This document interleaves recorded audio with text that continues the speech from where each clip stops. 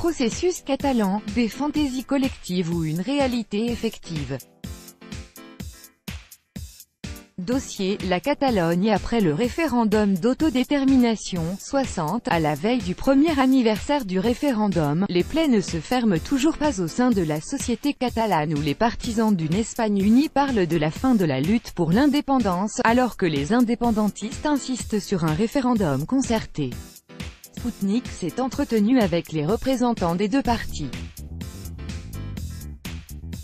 Le processus de lutte politique pour l'indépendance de la Catalogne, dit « processus catalan », a démarré en septembre 2012 pour arriver à son point final en octobre 2017, a rappelé à Sputnik Joachim Coll, historien et écrivain barcelonais, commentant la situation à la veille du premier anniversaire du référendum.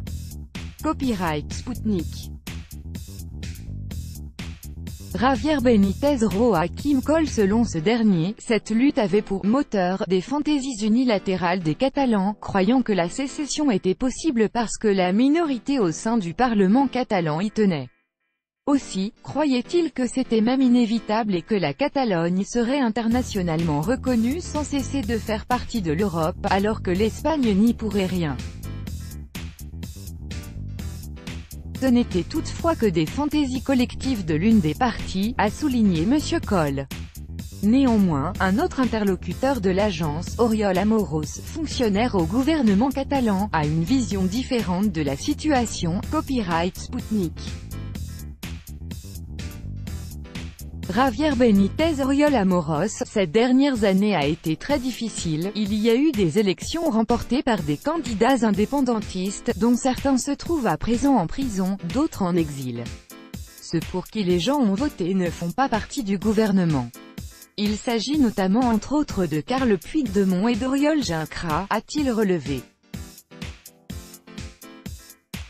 Et de rappeler que le gouvernement espagnol s'était avéré perdant face à la justice en Allemagne, en Belgique et au Royaume-Uni. L'extradition des hommes politiques catalans en exil n'a été soutenue dans aucun de ces trois pays. On est en présence d'une situation étonnante quand certains combattants pour l'indépendance se promènent tranquillement dans les rues, les autorités espagnoles ne voulant pas paraître bêtes en essayant de les attraper, alors que d'autres se trouvent en garde à vue sans jugement ni enquête. On comprend que cette situation est injuste et parfaitement anormale, a indiqué M. Amorós. De son côté, Joachim Coll signale que les séparatistes ne renoncent toujours pas à leur velléité d'indépendance, alors qu'en l'absence de solution politique, démocratie et sécession se conjuguent plutôt mal. Il espère toutefois que les Catalans qui ont cru à cette illusion se feront à une réalité effective. Pourtant, Oriol Amorós évoque l'éventualité d'un État espagnol fédéral. Il est temps d'expliquer aux Espagnols ce que cela signifie afin de pouvoir envisager une fédération ou une confédération, a-t-il résumé.